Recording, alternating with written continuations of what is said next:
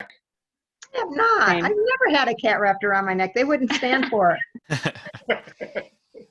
Well, maybe momentarily. They would be like, "Are you kidding me?"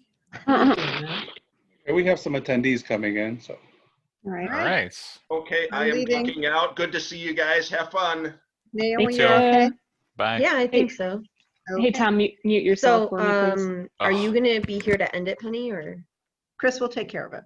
Okay, Chris will do that. Perfect. Yep. Well, I guess you don't have to mute yourself now if you're doing an introduction. Sorry.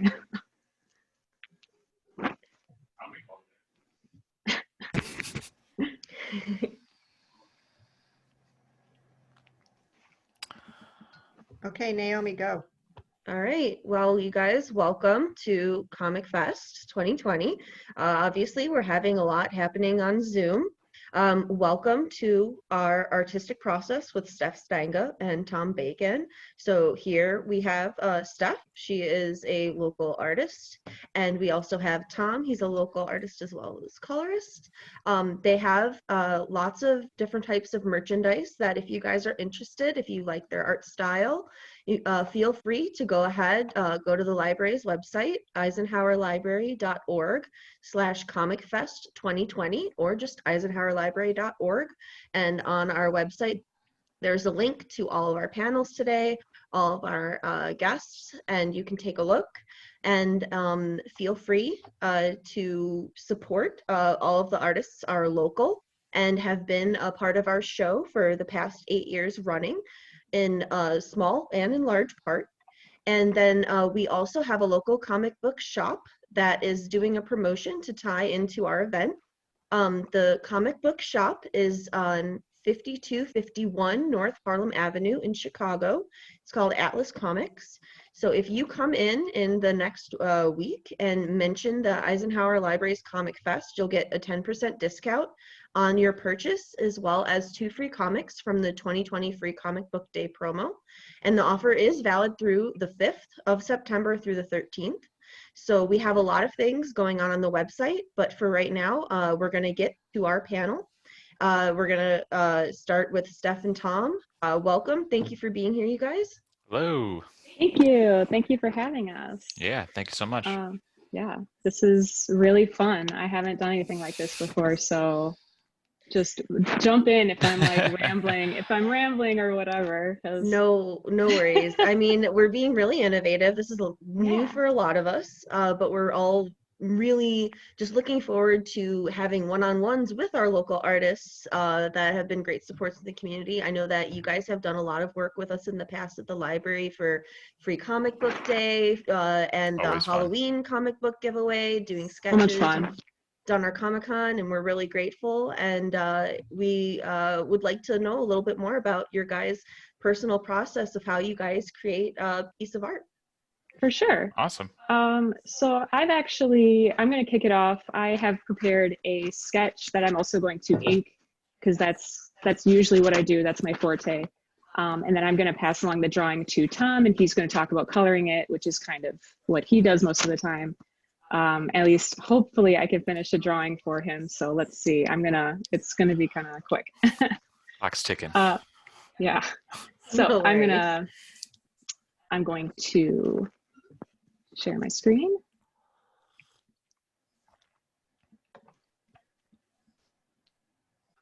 So this sketch, this is actually, so I drew this yesterday. This is actually a little bit of a time lapse. So let me, Please. oh, yeah, I don't know if I can. I guess I can't hit play when it's not. Oh, geez. There we go. Oh, there it is. Yeah. I'll just leave it like this for now because I couldn't hit play when it was maximized. So when I sketch, I choose very basic shapes, as you can see. I almost always start with the head or the face. I don't know why.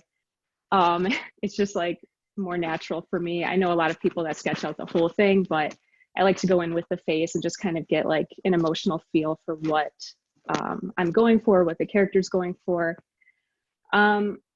In this case, I drew what has been inspiring me lately, which is, you know, Halloween's coming up, or, you know, autumn solstice, autumn in general. And I really like frogs. I think they're super cute. And this is, you know, if you know anything about me or my work, this is like me to a T. I like drawing cute things that make me happy, hopefully makes other people happy. So I kind of went with a little Halloweeny frog, a frog witch. And she's sitting on a lily pad, obviously. And I wanted to give Tom a light source. So I had the colorist in mind a little bit here, and I drew a couple of fireflies, and those will be the light source for him, hopefully. So this is my sketch. Yeah. Do you want to mention a little bit about the tools you're using? Oh, for sure. I was going to do that once I shared my iPad screen, but I can Oh, say it. perfect.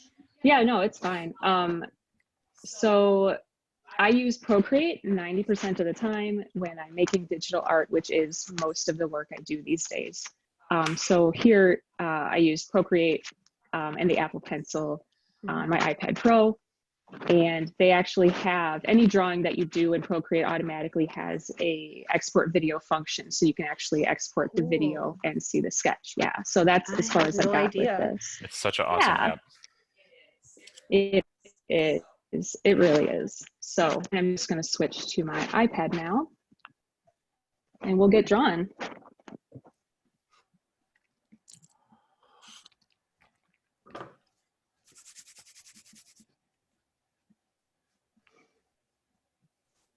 Please hold. What made you decide to use that instead of like a Cintiq like tablet or Wacom style device? Just out of curiosity. Yeah, if I'm being honest, the price point. I also another major decision making factor in that was sorry, Portability. I can't talk and like screen share at the same time apparently. Oh, here we go. Can you guys see it okay? Yep. Absolutely. It's actually Cool. Cool. The other major thing was portability. So I'm able to take my iPad everywhere and sketch and draw no matter where I am, which is a huge deal for me. So did that answer your question? Absolutely. Cool. The price of a lot of the mainline items has gone up. I've even noticed my tablet had broke, and that was something that I looked into. And I've seen more and more artists preferring Procreate, and I was just curious as to, you know, is part of it the feel? Yeah, so Procreate is very similar to Photoshop. So like when I was in college, for example, I used Photoshop, I drew in Photoshop, painted in Photoshop when I was learning digital art, and Procreate is just, it is extremely similar, and it's actually way cheaper than Photoshop if you think about it. I think the app is how much, Tom? $10? It's $10, I think. Yeah. So And it's pretty awesome. 100%. It works on so the entry level iPads now support like the Apple Pencil. So I know we sound like an Apple ad now and a Procreate ad, but I'm not sponsored. That's okay. not sponsored. But I think all the iPads now can use the pencil, and you can get a $10 app and like have all these tools, as you can see, that Steph's going to use, and all these like abilities that are very similar to like a Photoshop, but like optimized for, you know, fingers and the pencil. So That's absolutely fantastic. Yeah. So after a sketch, what I do is I will go to my layers. I select the layer opacity and I bring it down, usually around 40–50% like that, so I can still see it, but then see my inks even clearer. And I'm just going to add a layer. Normally I do name my layers as well. That's kind of, it's just good practice to like name your layers, but I've been doing this for a long time. I don't always do it, so. Sometimes you have to throw caution to the wind and just sometimes, and you're going to draw on the wrong layer. You're just going to do it at least once. As far as my tool goes, Procreate has a bunch of sketching, inking, drawing, painting, like so many tools, actually like way more than I'll ever use. I only use like 3 of these, which is kind of hilarious. When I'm inking, I really like the dry ink because it has some texture. I usually go with technical pen, but I'm going to go with some dry ink this time. And then I'll kind of figure out what size I want. That's pretty good. Yeah, feel free to ask me questions as I do this. So I I know that usually, you, yeah. yeah, I know that you do a lot of sketch work, and you've done coloring books before. Mhm. And then I know that I think you've also done Inktober compilations as well. Oh yeah. Yeah, I Yeah. love Inktober because I love ink. And part of the reason why I do a lot of drawing and Tom does a lot of coloring is I am really intimidated by color, actually. Me too. But she does it really well, even though. Yeah, thank you. Well, and that's a good thing for people to know because you can still be an artist and you don't have to do everything. You No, can always find someone to collaborate with. it's so true. I have actually multiple good artist friends that only do like graphite. They only do graphite art. They only do like black and white art, and they're still very successful. So I think, well, successful in their own terms, which is opening up a whole nother bag of worms. But you can do it. You can do it. Yeah, you'll probably hear later today in the comic panel. I know, most of them are artists, I think, and I think Gabe Galvasaur, he's going to be on there. I think Mhm. for a while he was just a colorist and a writer for his own or artist for his own comics, and Mhm. then he got to mainline regular Yeah. comics. So you can do, Yeah.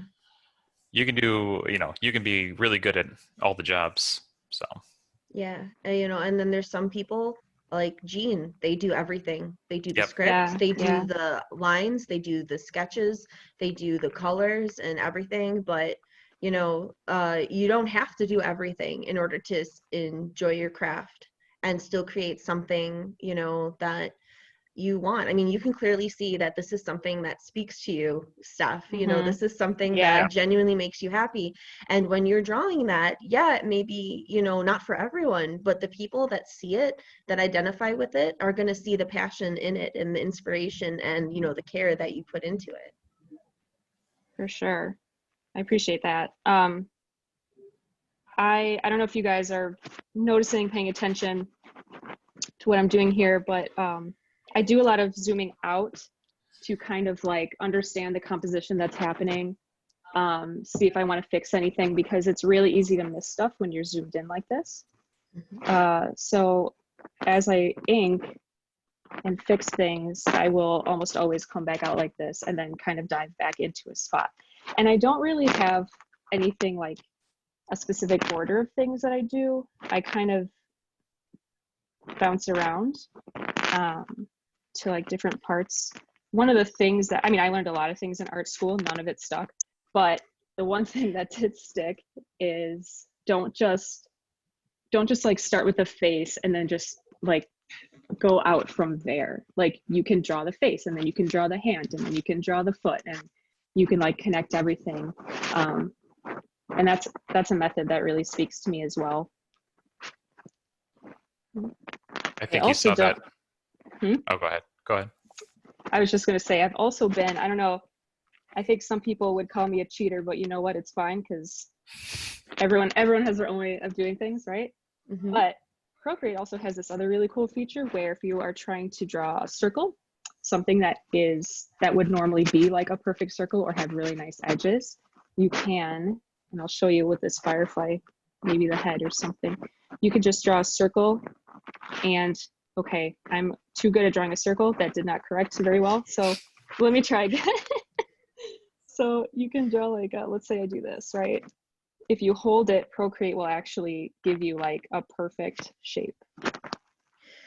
Well, I wouldn't say that would be cheating. I would say that's working smarter, not harder. There's different, some people want that authentic look completely, but sometimes, when you're doing a piece of art, we really want something that looks a certain way.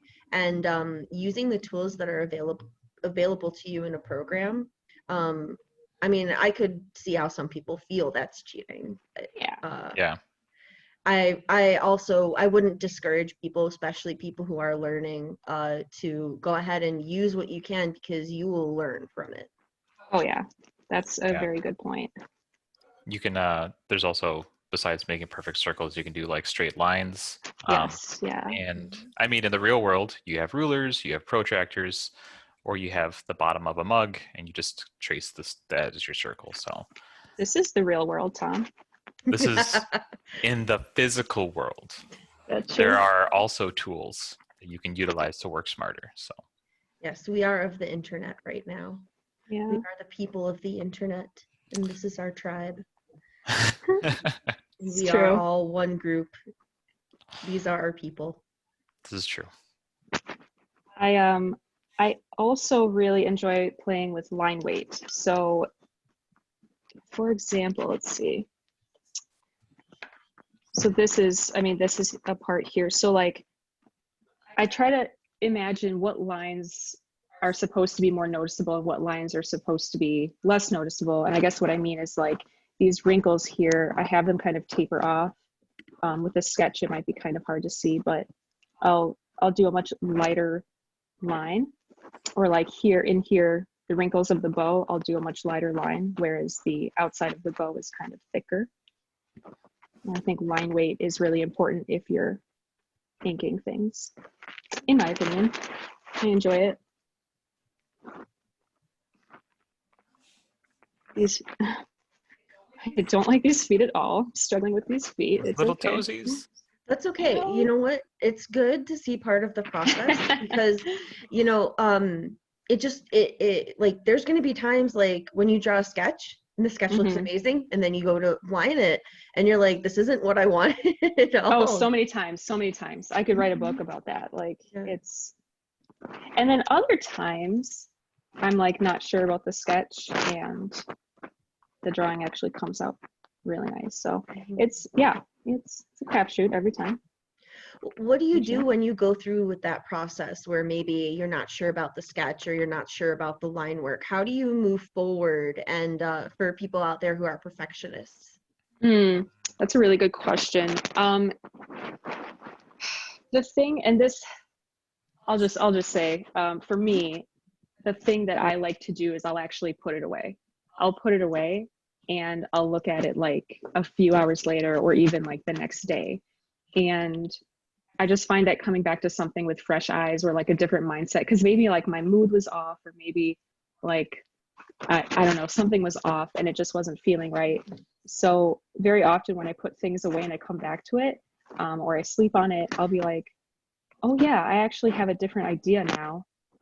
Or I'm just feeling fresher and I can attack this a little bit differently with, or more effectively. I think that's really good advice. Yeah. Thank you.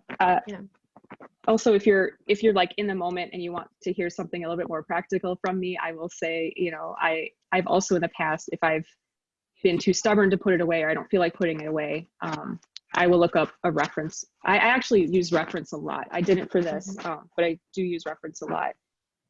So like if I was with these feet, if I was like, I don't understand frog feet, what is happening? Is this right? Is this true? Yeah. I will look up a picture of frog feet and I will kind of put my own spin on it as I do. So we'll kind of just think about that. Yeah, and I know there's been a kind of a debate lately, especially on Twitter, about references, and there's been lots of people saying that references are not cheating, and that's 100% true. No, it's impossible. It's impossible to be able to draw everything from memory. Yeah. It is. I start drawing and I'm like, I don't know what a truck looks like. I don't know what a leaf looks like. You know, you just, we're not all. Don't ever ask me to draw a truck. Just saying. Just saying. It's gonna be a rectangle with headlights. I actually had to draw a truck for the first time for a library program that we'll be promoting in a few months. And I'm like, I have never drawn a truck before. We're doing like a drive-in literacy night, and we needed like taking reading on the road, and they're like, I'm like, I guess I'm drawing a truck hauling books, and I had never drawn a truck before, and I use the references, and you know, it eventually just gets to a point too where you just have to like realize that this is my first try. Yes. And I'm gonna try and draw it again later sometimes, and that's you're gonna do great, and you're gonna be great at it. Yes. So I'm just gonna add some little spots here. I really, really like adding freckles and little details after I get the drawing down. I also, I mean, hmm?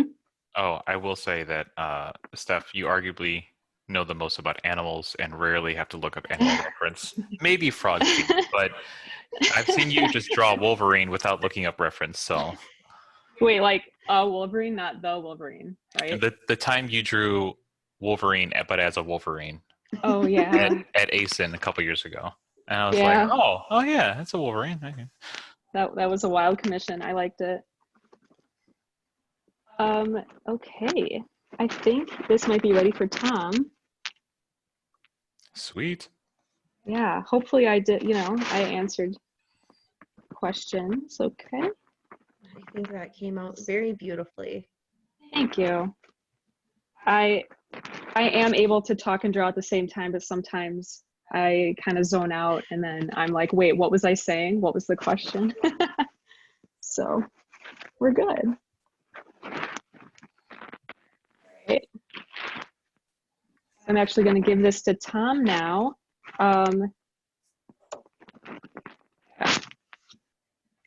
BRB. Oh, thank you. Oh, and the cat is excited. I will take the cat. Okay, you can have the cat now. Awesome. So hi, I'm Tom. So usually I do pixel art and coloring, and I tend to see color as one of my strengths over just illustration. So that's why I've been doing a lot of comic book coloring since college. And then that's also when I kind of realized I'd rather do coloring than illustrating a whole comic, because it is, regardless, so much work to make a whole comic. So, but something I do like to do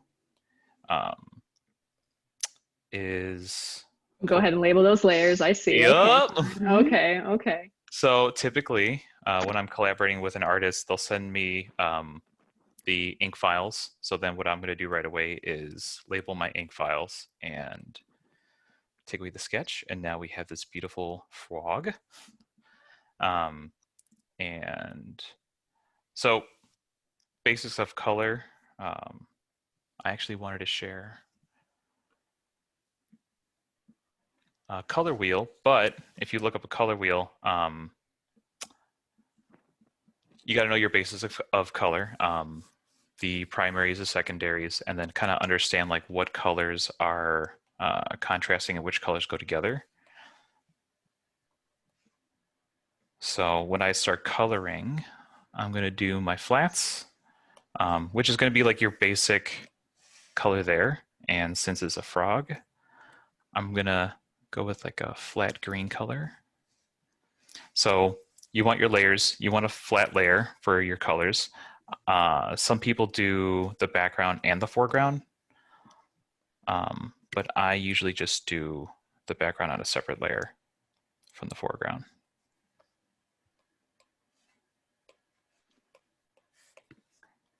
And now, which tools do you prefer to use, Tom, in terms, like, do you use like one or two specific pen types like Steph, or do you have a wide variety, or? Actually, for Steph's, I'm actually gonna use what I like to do, monoline. Mm-hmm. So this one kind of holds its shape, so no matter how hard I press. So right now when I'm doing the flats, like I just want to keep the same shape and color within the lines. As a kid, I think I was pretty good at coloring in the lines as well. I loved coloring books as a kid, it is true. So why are you only doing the outline, Tom? because I'm going to show you another trick with Procreate. I know the answer. I was just leading. I was leading you. It was a leading question. What? Was that a leading question? So what Procreate has done to make it a little bit quicker is I can kind of create an outline. And then if I have no open edges, so like, here's the layer I'm coloring on. Sorry if I'm going fast. I'm trying to do this. You're doing great. It's a pretty good speed, yeah. So I'm going to eyedropper. So I can grab this whole color here and just drop it into this area. And since there was no edges except for right here, it's filled in the whole Procreate's very section. intuitive. So, I mean, we've been using Photoshop for years, and Mm-hmm. I was waiting for something cool to come on an iPad before I even like Yeah. considered an iPad. And Mm-hmm. this was, besides like the Apple Pencil, this was like a game changer. Mm-hmm. It really was. The only thing that Procreate could improve on is, which they did add recently, it's just not amazing, is text features, because sometimes I want to do some typography with my work. They finally added it like late last year, I think, and it's just very limited, but it's only been improving since it came out.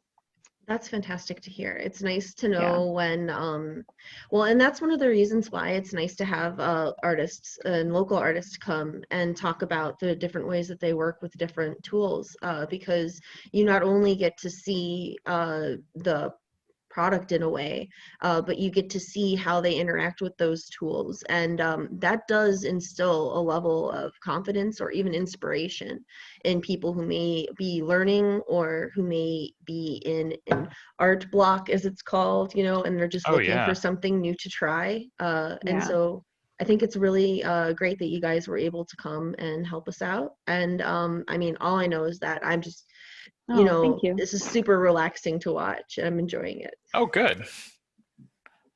Good. Yeah, it actually is really relaxed. It's relaxing to do as well.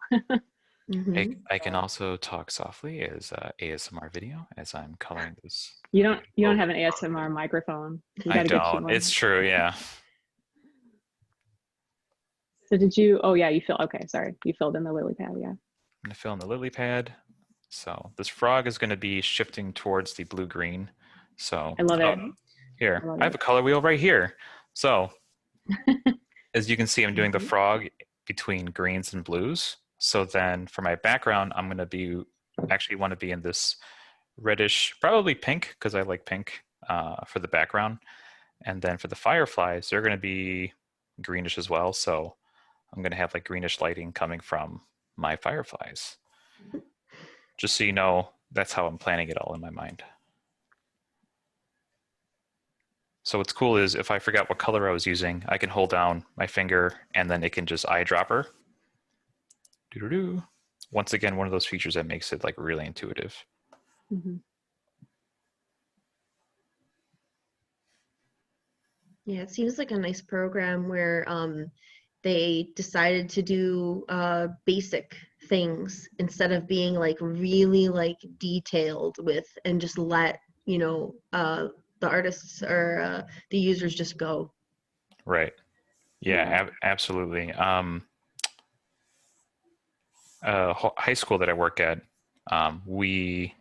the graphic arts teacher kind of asked me like, what should we do? Like, what do you think about iPads? And they ended up buying a bunch of iPads for, well, the kids use iPads already, but they bought like the bigger iPad Pros, and they had the kids using Procreate on them, because I'm like, use Procreate, it's great. So they use like Adobe Sketch, which is pretty good, and then Procreate, which like has all the features that they were looking for. But yeah, it's really exciting to watch them just kind of run away with it and do things I wouldn't think of. What is this tool you're using, Tom? Sorry, it's a new tool. This is a new tool. So yes, thank you for stopping me. No, I dropped that in, and I made a sorry, mistake. I shouldn't do Naomi's job, but I also don't know. No, if, like. No, it's perfect. I'm going to go fast, and I'm not going to. No, it's fine. I was in that boat just a few minutes ago, so.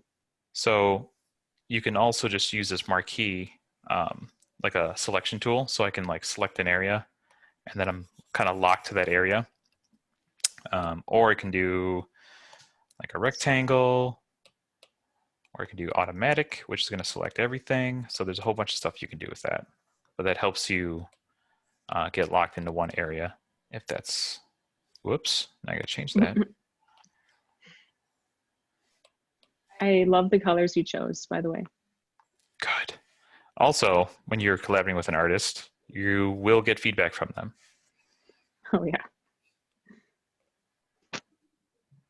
What's another one of the advantages of doing the art digitally if an artist doesn't like or would like changes to their colors? So like in general, it's easier to erase as opposed to like I wish I could do everything, you know, with paints and markers. I do enjoy doing watercolors and markers, but when it's digital, so many more things you can do. If you need one color changed, I can just come over here and say, okay, so you want a purple frog, you're gonna get a purple frog. I'm gonna select the frog, and then I'm just gonna go over here, and over here we can adjust a whole bunch of colors. We can add effects. So instead we're just gonna say, okay, let's shift it over to purple, and now it's a purple frog. But for now, we're just gonna do that. And I forgot about these spots. I know that personally when I do commissions, I do offer them both digital or traditional, depending on what they're looking for. But I always preface digital with I let the client know that digital is cheaper, at least for me. That's my personal thing. But the reasoning is because I generally work faster, and also the edits are easier to do. So if they're looking for a product to be delivered faster, or maybe they just like the look of digital, whatever it is, that's one of the pros for me as an artist. I feel that's a really good thing for people to know because there is still, I wouldn't say stigma, but a thought of a lot of people that aren't aware of how much of art can be done digitally yet look traditionally, like the lines that you chose and the different textures you can do. There's a lot that it opens you up to, and I wouldn't say it lets you like fake it, but it allows you to emulate those different tools, you know. And then some people will try digital, and they're going to find that they're going to prefer traditional, and there's nothing wrong with that either. It's always good to, if you have the ability to try a new medium, a new type of software, I think it's a really good thing to give it a go. Was there something that you guys tried that necessarily didn't click with you initially, or just never clicked at all, even if you wanted it to? I know for me that would be watercolor. I love watercolor, but it's so unpredictable sometimes. It is. There's so many things I don't understand about it. I think I've stuck to my markers, watercolor, but it all just kind of like made more sense to me. But yeah, traditional painting, I am not. Oh, 3D. 3D as well. I tried doing 3D in college. I can do it, but it did not spark joy like I thought it would. For me, this is again digitally, Illustrator. Like I don't know how familiar you are with it. I totally respect people that know how to use Illustrator, because that to me is so frustrating, because all I want to do is draw. Like I just want to draw. I just want to draw a squiggly line from point A to point B or whatever. And Illustrator kind of forces you to have really clean, not necessarily straight lines, but like it's not exactly a free form drawing situation, if that makes sense. So it almost comes across as a more logical thinker, as opposed to freeform thinker of Photoshop, where you can kind of just do. Illustrator, you more so plan. But no, I totally understand. I understand what you're talking about. And some people are really into that, you know, and I get it. I am not. I just would rather draw something. I love the fireflies. I want to see lights coming out of their butts. Yeah, so when you are working on the flats, are you thinking ahead to what is not the flats? I don't want to spoil it, but you're muted, Tom. You're muted. So the flats are one thing. But yeah, I am thinking about light source, because a future preview, blah, blah, blah. So what I used to do is I would start with the shadows, but nowadays I start with the lighting, and I was getting much better results. That's something I learned this year when I had to do like 60 pages in a month or 2 months, and that was a lot. But we were in lockdown, so I had something to do. So I'm going to call this soft lighting. So when I start to go beyond the flats, I do want to start with that. So we have this, we're gonna have this green lighting. You do like, yeah, they're greenish. This is what I'm talking about, reference. Fireflies are green, right? No, they're not at all. But you know what? These ones are. Mhm. They're neon yellow. Yeah. They're actually black and a little red and gold. Yeah. Oh, okay. But their lights are like neon yellow, I'd say. Yeah. Well, these could be the frog's familiars, so they could be different and special. Exactly. Yeah. I'm always a big fan of like blue lighting and some pink lighting. But Go to town. These are great. so what's cool about Procreate is that just like Photoshop, it can do layer styles. So when I'm coloring, layer styles come in handy because, you know, this light green color, depending on the layer style, it'll have all these different effects on the hat. That's normally what the color looks like, but we want lighting to shift a little bit. So it kind of maintains some of the color underneath while applying some of the color on top. And I'm going to be layering even more, but this is kind of like the first pass. And what I'm also doing is I'm trying to match my coloring style to what Steph did. So she has these little more naturalistic lines. So instead of going with hard lines right now, I'm just going to use more, brushed it a little bit harder to kind of match with the more natural look.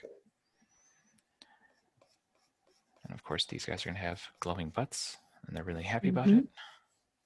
Yeah. But what I did want to do is just establish the background flats. So we're going to do what Tom always does, which is not in order of usual.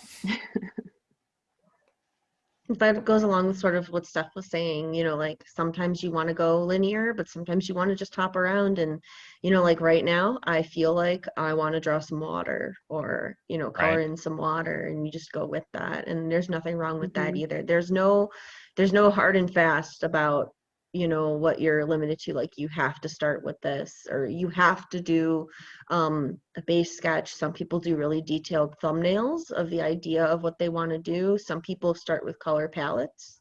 Right. Yeah, absolutely.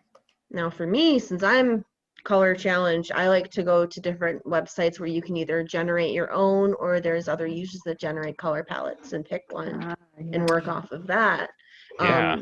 Which again is not cheating. It's another tool that is available. I mean, other artists clearly put ideas out there because they're like, sometimes they just think of these colors would look amazing together, and I don't know what I would use it for, but someone else will think of it.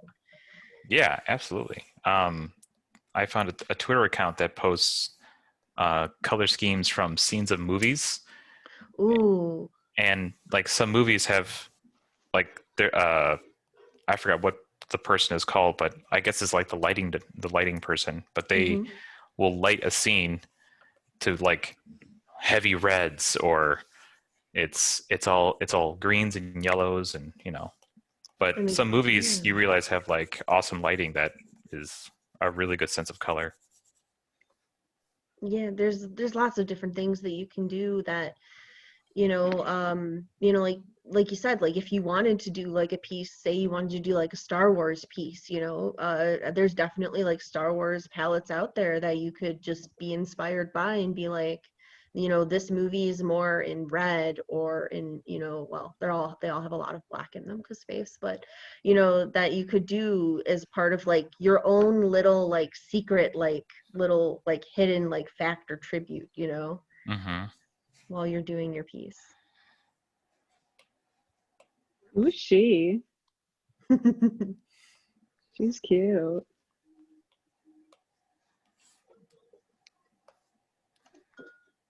Yeah, that's a good color. So here's where I'm like, what do I float behind? Do I go this route, or do I go more of the... So we have a couple comments from our audience. Absolutely. So Steve Jenner says that Tom is channeling his inner Bob Ross with his different colors. Happy colors. And then Marie Sultana Robinson says it's like saying to a sewer, I want it all by hand sewing, not machine. Oh my goodness. Oh, that's so true. So I'm gonna make I agree 100%.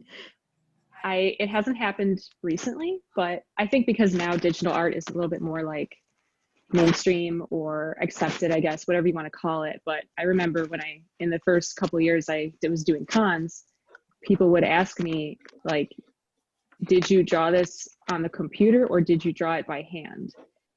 Or they would ask me like, did you really draw this or did you draw it on the computer? And my reaction to that was always like, well, I used my hands. I drew this. Yes, it is like, I drew this by hand. Correct. Yes. Because I think people are just still thinking that like, I don't know, that if you draw it on a computer, it's less valid or something. So I don't think so anymore. I don't really think that anymore, but yeah. No, I mean, I think that is a common belief. It's like, it's for people who don't understand, because there's different, or haven't been exposed to it. Because I mean, if you hire a house painter, you don't expect them to take a hand brush and paint your whole house. Some painters are going to show up with an air compressor, they're going to tape it off and they're going to spray it down. You know, it doesn't make the work any less valid. You know, it's still something that they, you know, did, but they use different tools. And, you know, again, that work smarter, not harder. Yeah. Yeah, absolutely. I think there was a common misconception about being made on a computer meant the computer did work for you when, I mean, like we said, there's tips and tricks to, I can do a circle, I can like drop a whole color in at once, but like, you know, it's still a lot of the brush strokes are still like all of ours. So, So I just want to interrupt you really quick. Tom, absolutely. So you used a different tool here. What kind of tool did you use to get this effect? So we went back to that layer, and I set this to a soft light because this is kind of like my first pass of lighting. So I did the marquee. So I kind of worked faster, not smarter, not harder. So I actually dropped, so airbrush. So this is cool. And these brushes, they can get like super huge. Can I show you how it's anyway, the brush can get really huge. So it kind of helped me fill in this area. And then I am taking my eraser and just kind of, my eraser is set to a chalk brush. So you selected an area and then you selected an airbrush and just gently tapped the airbrush into it so that it stayed in that area. Correct. Thank you. Yeah. I can't always no, it's okay. say words. What are words? That's okay. I mean, it's kind of understandable that there's certain things that you guys, you've been doing this so long that are just muscle memory, that you don't even think of it as something like necessarily special. It's just essential and you're used to doing it. And I think that just shows a level of professionalism and how comfortable you are with using your tools that you have provided. Yeah. A lot of it is muscle memory for sure. Yeah. And actually, I'll say what I am doing right now is a good thing people should do another for coloring, if you want to get proper lighting, like you can just color flat. There's nothing wrong with doing that. But if you wanted to get like dynamic lighting and stuff like that, you should look at real world objects. And I just have a skull right here because we have that, but you can kind of see, it's the closest thing beside my mug, the dynamic lighting. So I can see that there's all these ridges. Actually, when you're coloring people, you know, you're going to have like forehead and ridges and stuff like that. You're going to understand that everything is 3D. Never, you know, if you're drawing a certain thing, you can get lighting differently. But like, I'm trying to understand here on the frog that where, like, which parts of the frog's head are under the hat, and the hat is being lit, and understanding that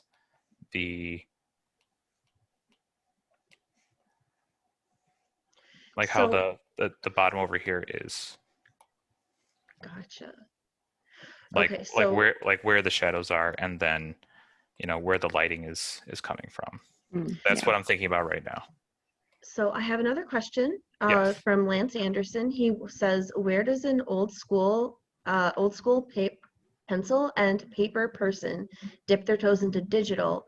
They are saying they specifically have a Mac, and what programs would get them current? Good question.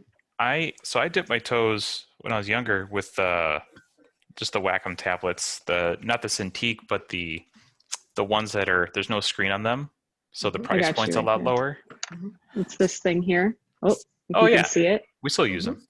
Yeah, we still use it for sure. It's connected by USB to the computer. They are way cheaper than a Cintiq.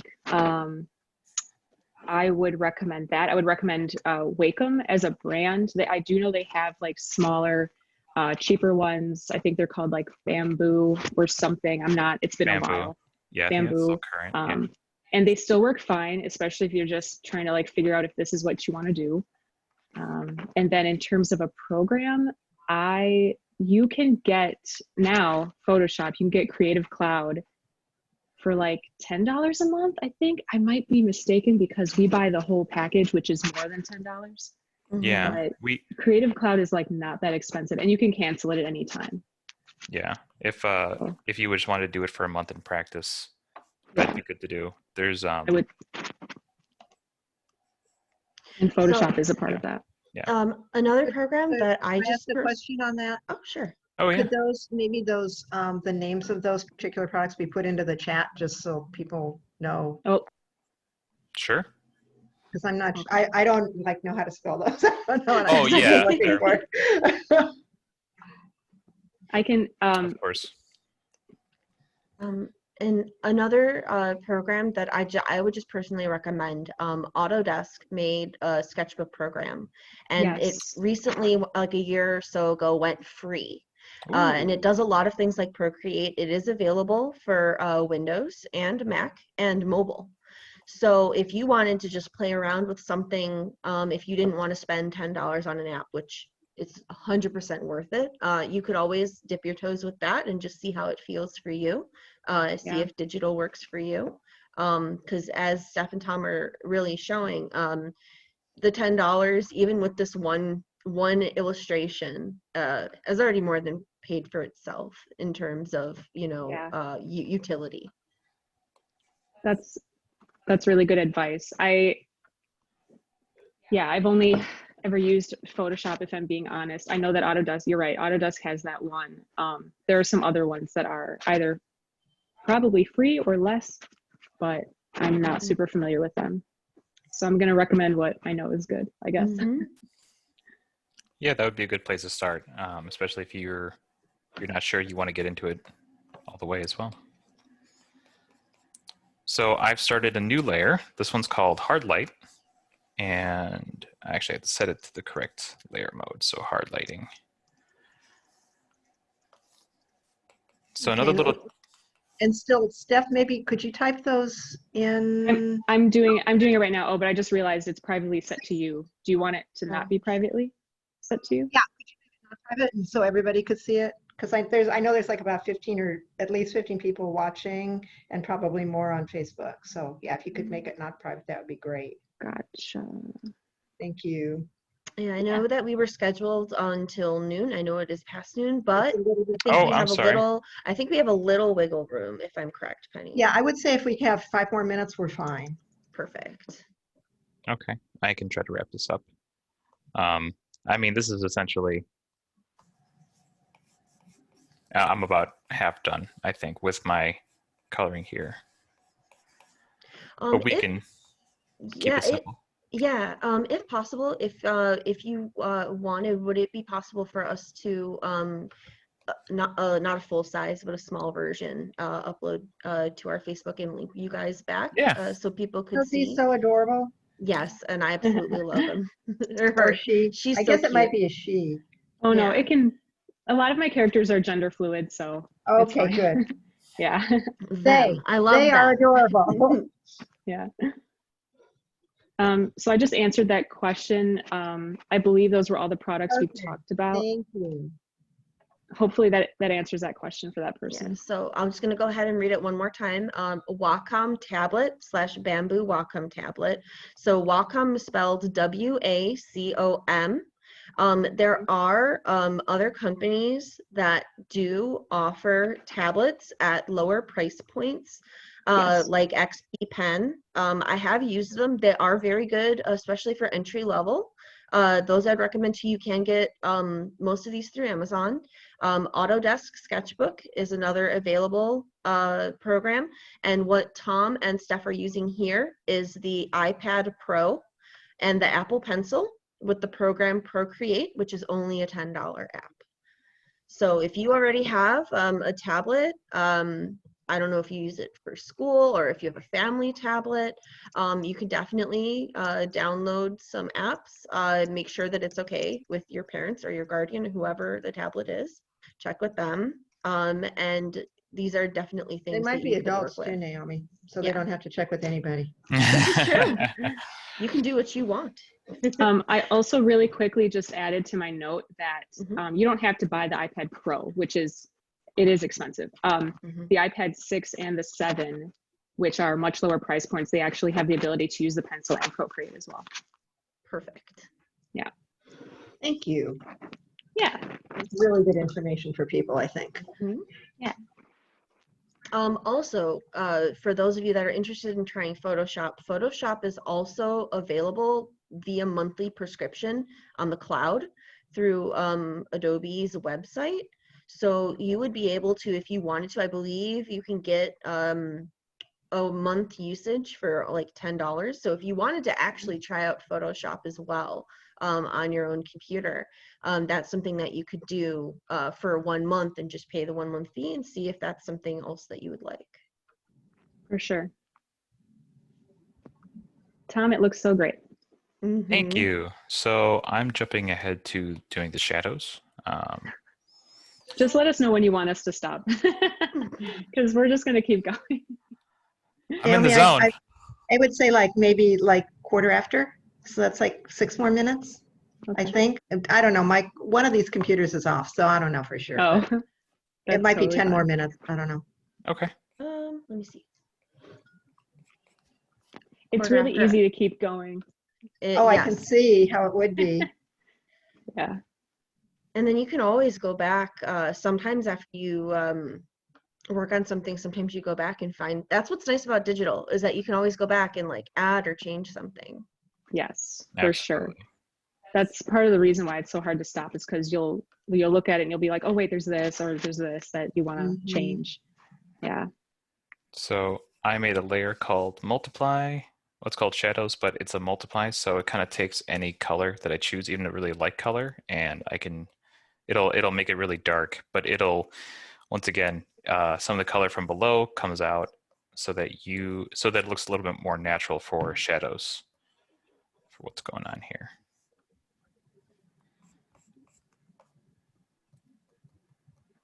And I actually don't like that, so. So you're using the chalk. Oh, you were using the chalk brush. I was, and now I'm experimenting on the fly, which is what you should do, totally. Oh boy. I want to see what happens when I do this. Oh. So so kind of like what painters do, you can kind of like muddy it up a little bit. And so for this, we're just going to make it look like it's a little bit harsher lighting. Cool. And these are just tools that, again, are available and you just selected and decided to work Mhm. with. Yeah. You can also, there are artists out there that have created their own Procreate brushes, which as a user you can do yourself, but there are artists out there that have created like whole packages that you can either for free or purchase and download and install in Procreate. Yeah. Yeah. They are pretty great. But yeah, all of these, like Procreate also updates their own brushes, so that's what we're using today. But Yeah. That's really nice of customer support. Yeah. they do release free updates like every year, so at least they usually listen to feedback from the community, especially the artist community. So Mm-hmm. I like the muddy shadow look. It's cool. yeah, I think once again, it is a choice based on kind of what I'm working with here. Not saying Steph's work is muddy, but just more natural. So to make it look like I was using brushes, which Mm-hmm. I was using brushes when I was doing it, but They are brushes. they are brushes. All right, so final thing I'm going to do here. So here's our frog. So I to cut it short, I'm not going to do the water. That's another thing. But one last thing I can do is over the inks, I can use a cool lighting layer like add. That's like really makes stuff like really bright and cool. And I'm going to go with that airbrush, this really big brush, and we can kind of do this to really make them glow really bright. Woohoo! If I had actually, that's I like They're that. really bright. Those Actually. are bright bugs. Yeah, I'm just gonna. No, make I mean this I one. liked it. But Yeah, I'm just gonna make this one more like the other one. it's cool. So, yeah. So that's kind of like how I go from flattening the colors to lighting. As you can see, eventually you have lots of layers. Yeah. You I had only like 2 layers. Yeah, for inking, you kind of want that all in Mhm. one layer. So, but with the tools available, you can go really crazy with the colors, and I can always just take a layer out if I get some feedback, and I can work with it again. So nothing is permanent usually. So yeah. All right, well, it's beautiful. Thank you so much, you Gorgeous. two. We're Thank very you. grateful to have you come here.